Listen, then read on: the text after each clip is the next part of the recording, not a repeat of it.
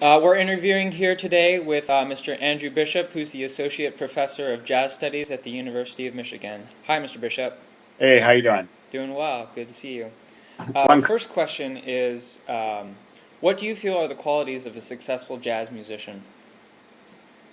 well, I think that's changed a lot actually in the last number of years. You know, in a traditional sense, a jazz musician would know a lot of tunes, would be able to play a lot of different kinds of things. But certainly the core values have not changed. Being a good improviser, I think it's really central. Uh, but the things that have changed, I think all great jazz musicians now really also need to be composers. And they also need to be arrangers.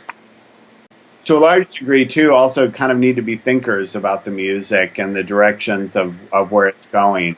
Uh, really digging into kind of the philosophy of the music, history, looking at different directions. So certainly the core values, improvisation, being able to adapt to different styles, not change. But I think that now it's very important that you be able to be also a composer, arranger, thinker about the music. So All right. On a similar note, you're quite a prolific composer in addition to a jazz musician. How did you first develop an interest in both of those fields, and when did you decide it was something you wanted to do as a career?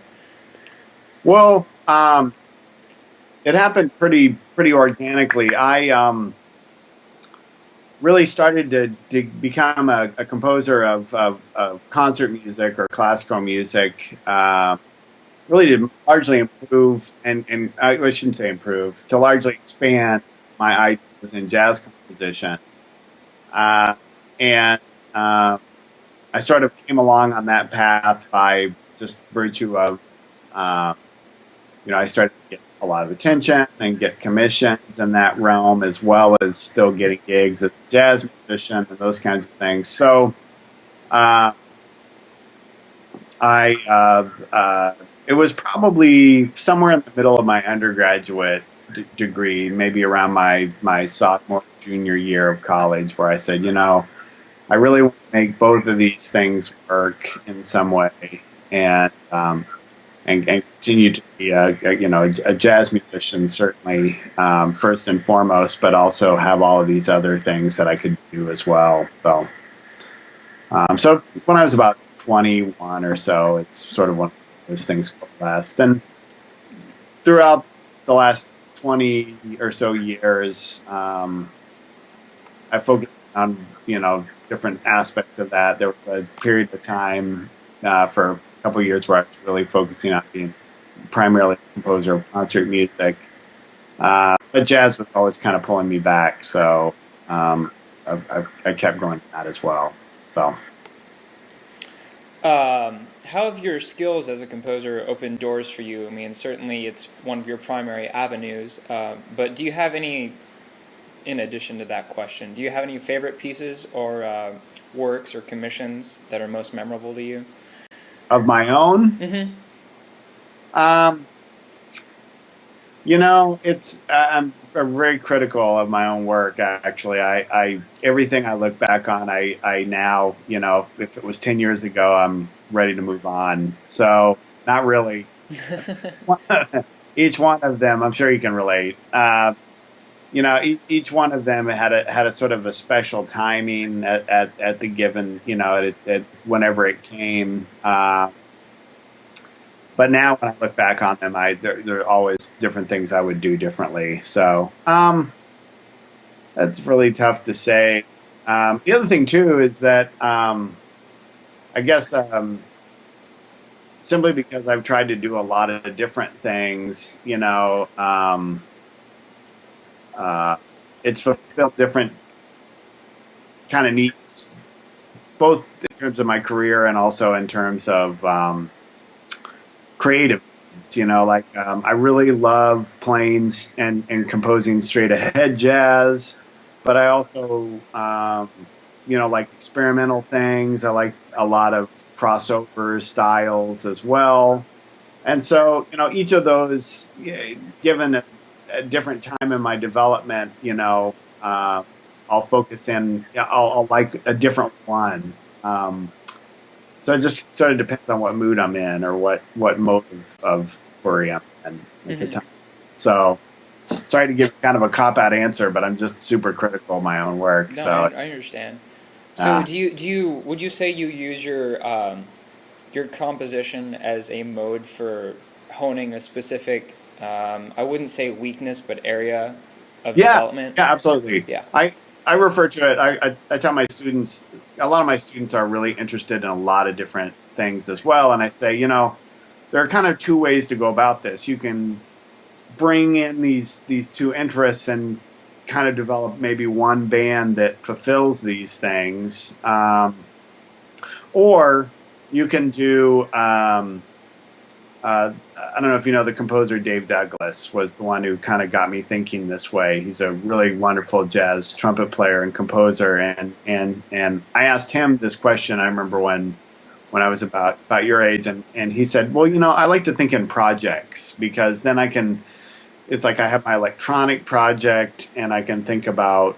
How to utilize those instruments, and then I have my straight ahead sextet, and I can do that, and then I have this kind of folky project that I'm working on. So there's sort of two ways you can go. You can just try to build a language that is sort of universal, or you can just deal with these different projects, and I tended to like that one. Hmm. It allowed me to focus in on a particular interest at a particular time. Hmm. So, um, yeah.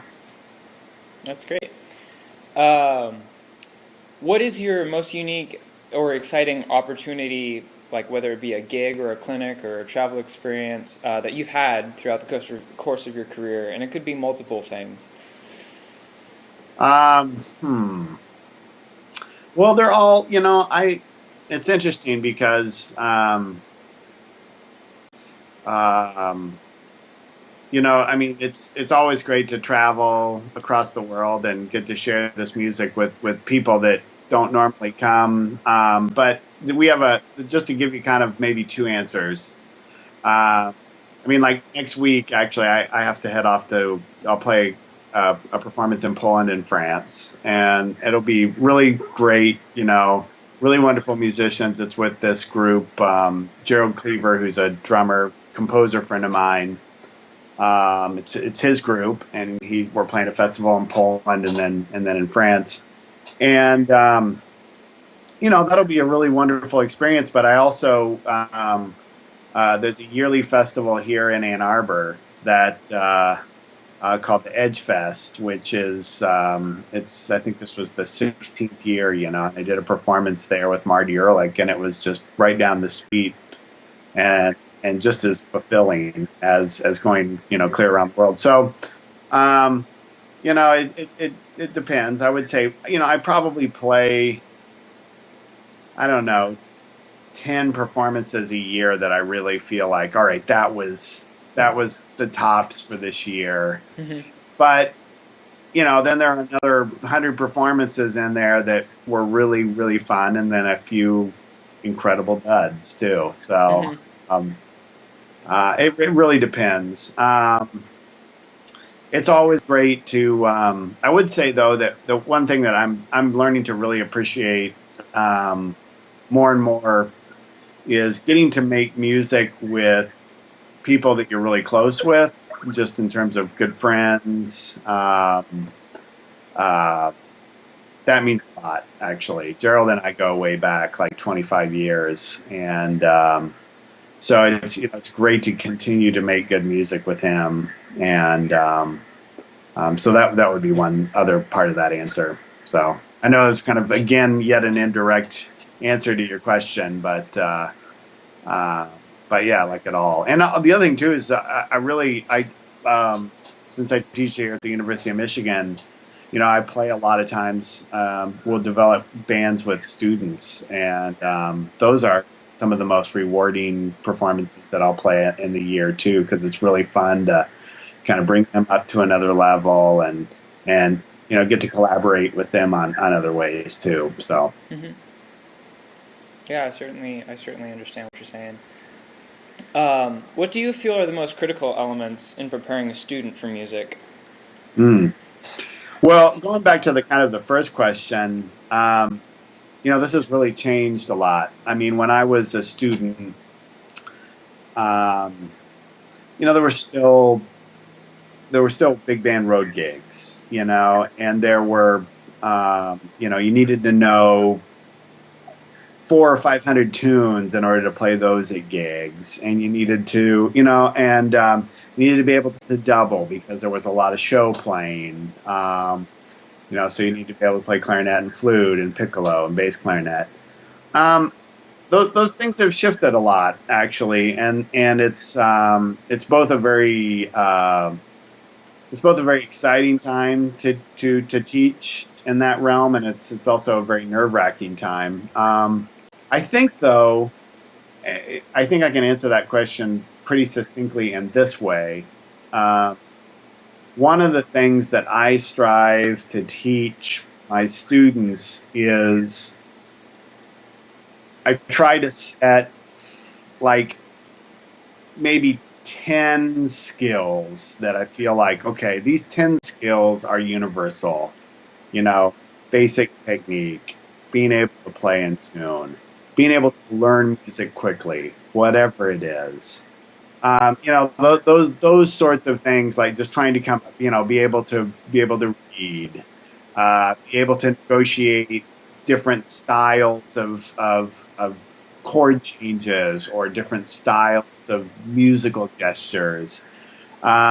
Just trying to kind of hone things in a skill based thing. And then the most important thing, though, of all of those is trying to give the student a sense of the how I how will I learn how to do something that I don't even know exists when it comes time for me to have to learn how to do that. And that to me is like really probably the most beyond the kind of the core value things like intonation and being able to play changes and those sorts of things. Just simply being able to teach yourself, okay, um, this great artist asked me to be a sideman on this. This music is way more difficult than anything I've ever done. How do I teach myself how to play this music in 3 weeks? Those kinds of things, I think, really the most important thing for a musician to be able to do now. So How do you develop those kinds of skill sets where you can be so applicable or adaptable, I should say? it's there's no template, and that's where it gets hard. It's like when you're saying, okay, well, what do I play over a C7? There's 100 different things we can do. But I think that the best way to do it is just to present the student maybe uh, 5 scenarios. Like sometimes what I'll do is I'll say, hey, look, here's some music I have to learn uh, in 3 weeks. So if you were given this music, like how would you go about learning this? How would you, okay, not only are these chord changes really different. Sometimes I'll get these pieces, and I'll look at them and I'll say, wow, not only are these chord changes difficult, but this metric scheme is really difficult. So just simply asking those questions, and then I'm a huge list person, so it's like you start coming up with a list of, okay, well, we practice it with metronome. Or, maybe we utilize technology as a means of decoding how this bass line sounds. Maybe we try slowing these things down. Uh, maybe we try constructing some kind of formula for how to practice this. Sometimes that comes out of the same kinds of things that you would do over a standard, and sometimes it doesn't. So it's just, essentially, after you do this about 4 or 5 times, and that's a lot of times what I do with students in groups too. I'll just toss them music that's been given to me, and I'll say, hey, look, here's a piece that I had to learn. in 2 weeks. So let's do that. And sometimes they rise to the challenge, and sometimes it falls a little flat, and then we find out where those things are. So there's no good template, and it's usually just a matter of kind of asking the right questions. Mm-hmm. Next thing, you have 5 degrees in music, including a doctorate in composition. How do you feel these graduate degrees have impacted you, or your success, or your experiences in your career? Well, it's interesting, because I have many friends who I would say are uh, equally, if not more, educated than I am in the same realm, who only have an undergraduate degree, but essentially just learned on their own. In my case, essentially, uh, my graduate degrees, I don't want to say they were handed to me, but I was given several opportunities to get teaching fellowships. Mm-hmm. And they were things that largely fell in my lap. Even though I hadn't really shot out with the idea of doing 5 degrees, I was of course interested, in the saxophone. I was interested in composition, interested in jazz improvisation, and so, like. During my undergraduate degree, I had taken enough composition classes, even though I was not a composition major, where one of my teachers said, if you do these 2 other courses, you'd have a degree in this. So it seemed to make sense. And As far as what it has prepared me to do, I mean, it's very helpful. And it was very helpful. I knew I wanted to teach. That was something that I knew I wanted to do. And by having a doctorate, that really opened up that door in a way that not having a doctorate makes it difficult, because universities want you to have advanced degrees whenever possible. So that's where that really opened the door. But I truly believe that there are completely other ways to educate yourself in that realm, and uh, so it's degrees are a way to do that, but you can do it on your own too, Mm-hmm. actually. So. So what would you list as examples of, per se, extracurricular education?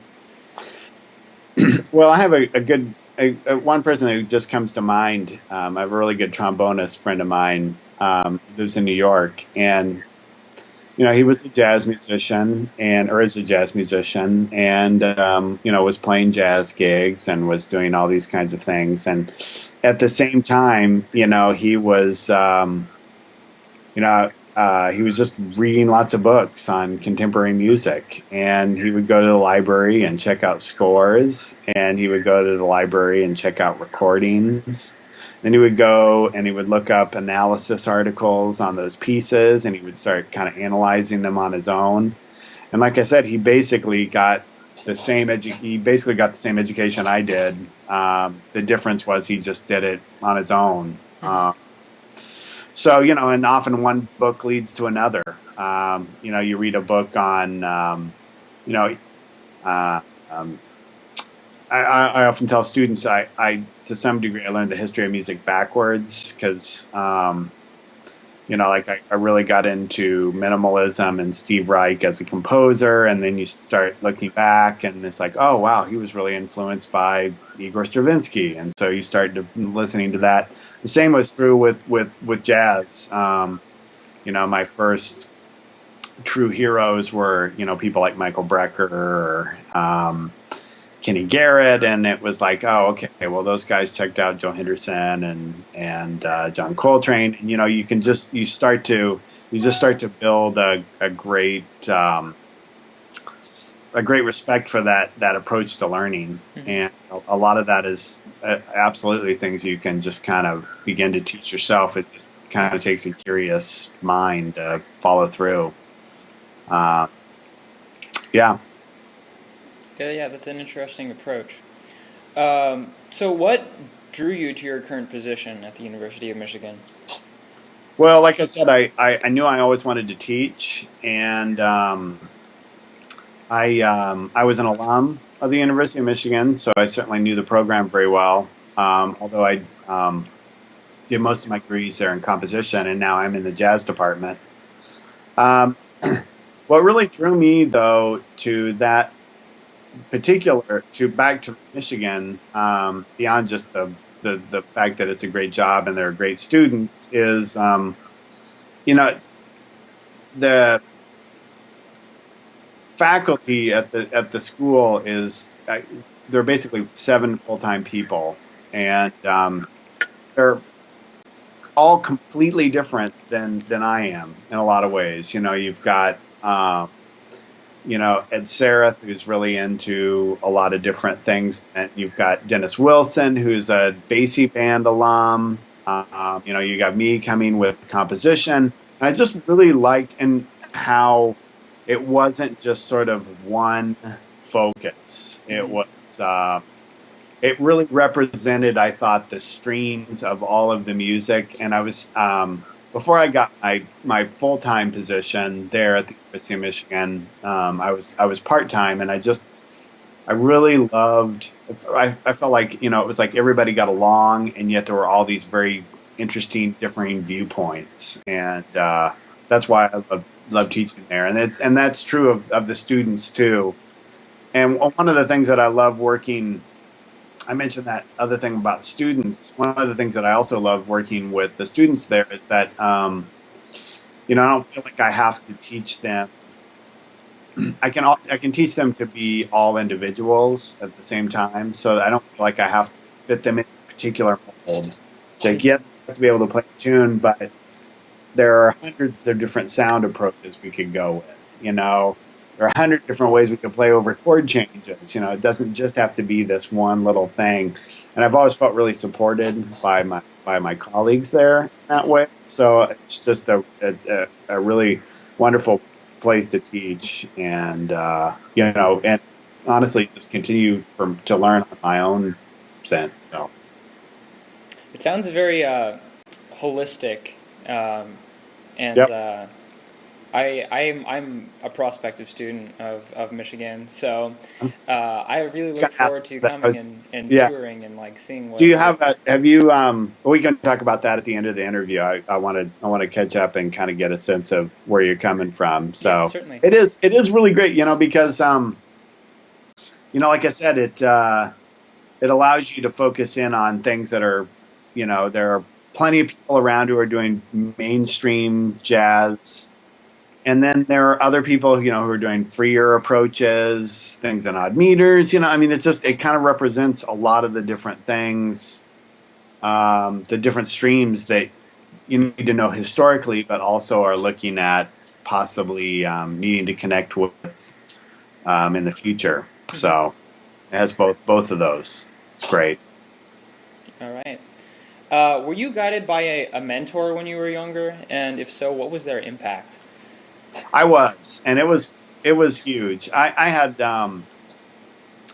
I would say, I could probably list maybe 5 to 7 mentors actually that I had.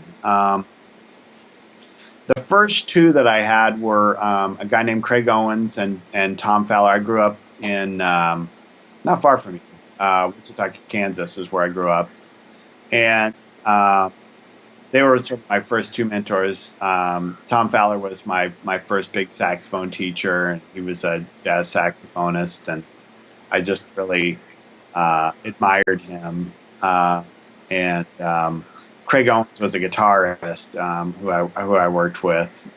Later, that developed into I worked with a composer named Walter Mays, who was definitely my first big kind of compositional mentor. I also had a number of really great classical saxophone teachers who really impacted me, Gene Lansing and Don Cinta. And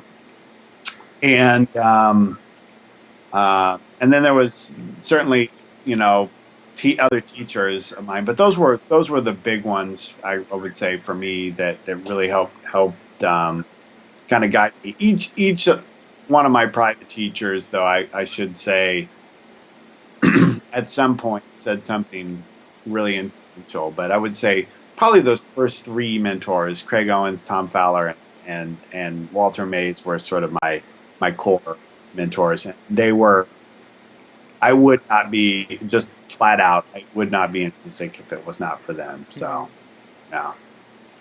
That's awesome. What do you feel are the greatest challenges of being a jazz musician? I think that one of them is like what I said, that there's just less of a template of what that means. You know, not to diminish this, but if you want to be an orchestral musician, and you want to play principal clarinet, your goal is to play principal clarinet in the Chicago Symphony, there's a pretty pretty good template. You're going to need to learn orchestra. You're going to need to get really good in the clarinet. You're going to need to learn how orchestral excerpts, and you're going to need to be able to practice, and get those auditions up, get as much experience as possible. With jazz, there's just not a template like that anymore. It's much more scattered, and there are, varying entry points into the music. So I think that's one of the, and it's also just the diversity of stuff that we have to be able to play.